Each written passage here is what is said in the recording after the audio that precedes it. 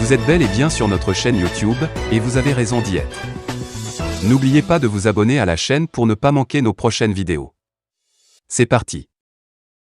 Le président Assimi Goïta continue de prouver ses grandes œuvres au peuple malien et dans toute la communauté internationale.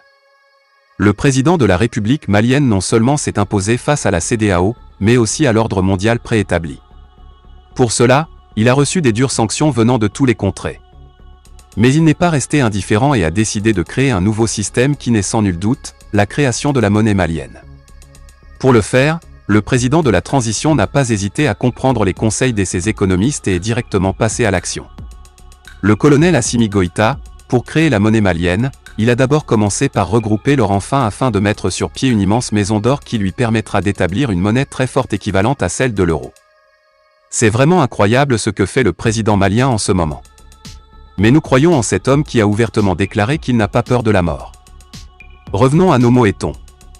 Agence Ecofin, en 2020, la production industrielle d'or avait augmenté de façon inattendue pour atteindre 65,1 tonnes.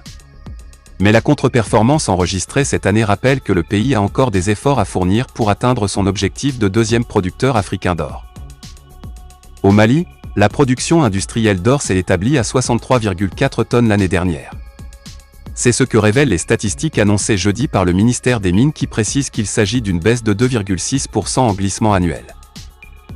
3 compagnies minières, dont 2 canadiennes, Barrick et B2 Gold, et une australienne, Resolute Mining, représentent plus des 2 tiers de la production industrielle du pays, environ 49 tonnes. Les autres compagnies qui ont contribué à ce résultat sont notamment le sud-africain AngloGold Ashanti, le britannique Hummingbird Resources ou encore le canadien Robex Gold. Alors que les activités minières n'ont pas été affectées par la situation politique dans le pays, le ministère n'a pas encore donné les raisons de cette contre-performance. Pendant ce temps, la production minière artisanale est restée stable à 6 tonnes d'or environ, ce qui porte la production d'or totale à 69,4 tonnes, contre 71,2 tonnes l'année dernière. Quelle retombée de l'or pour le Mali?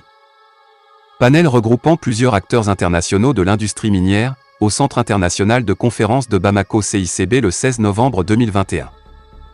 Panel regroupant plusieurs acteurs internationaux de l'industrie minière, au Centre international de conférence de Bamako CICB le 16 novembre 2021. De nombreuses entreprises maliennes et internationales étaient présentes du 16 au 18 novembre au Centre international de conférence de Bamako. Elles prenaient part aux 9e journées minières et pétrolières du Mali.